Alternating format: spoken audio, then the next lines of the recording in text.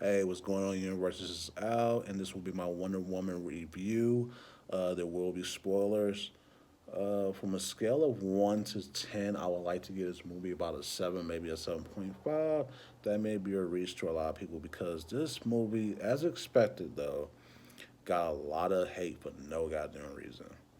Why I say no goddamn reason? Because there was really, to me, nothing wrong with this movie. This movie was great. It was a good family fun movie.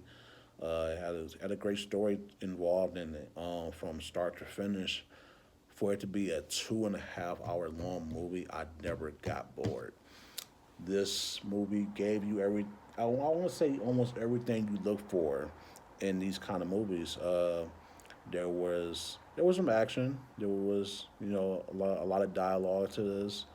Uh, the actors who played the villains were amazing, especially Kristen Wiig who played Cheetah. And being growing up a comic book fan, especially a DC comic book fan, I never really cared for Cheetah as a character.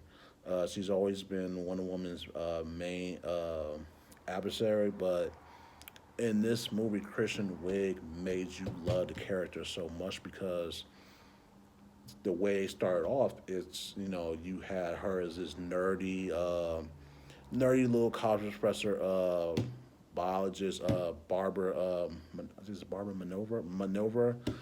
Barbara was great. Uh, Shy, nerdy. She meets Diana. She wants to be just like her, powerful, strong, sexy. And then she gets a hold. They get a hold of this magical rock that's from the gods, and when you touch it and you make a wish, it grants it. Now, what she wants to do, because she falls in love with Diana, not really, but like she loves her as a person. She wants to be just like Diana. She's like a fanatic, and so the one thing she wished for is to be as strong, as sexy, and confident as Diana. And when it happens, the glow up is just phenomenal. uh, Her ability to just make you fall in love with the character. I really didn't hate this villain. I love this villain. I hope they bring Cheetah back for Justice League or future Wonder Woman movies. I feel like this was probably one of DC's best villains in a while. Uh, I love Maxwell Lord's character as well. Pedro, the actor who played him, did a great job as well. The main plot of this movie is him getting a hold of that magical wishing rock. I forgot what it was called. I apologize, but the main plot was him getting a hold of that, and he would exert the rock's powers into himself, and he ended up becoming the rock. Now, the way this works is, since he is now the rock or stone is himself, he grant wishes to everyone he touches. Now, once he grants that wish, he will take something from them, and it will make him more powerful. He somehow, in a short period of time, became the most powerful man in the world somehow. And not only does this grant him this much power, it's kind of killing him. Every time he grants someone's wish, somehow like you see his body is like damn near deteriorating. Ears is bleeding, eyes are bloodshot red. He was not looking too good, and it was also in Diana once she got a hold of Rock as well. This is before Maxwell Lord exhorted Rock's powers into himself. She made a wish to bring back Steve Trevor, the guy that was in the first Wonder Woman, the pilot that she fell in love with. When he came into this movie, his I guess like his spirit or subconscious went into a guy who he went into a guy, and basically like that. Kind of like reminds me of remember that part on Ghost when Patrick Swayze would enter Whoopi Goldberg's body. Yeah, kind of like that.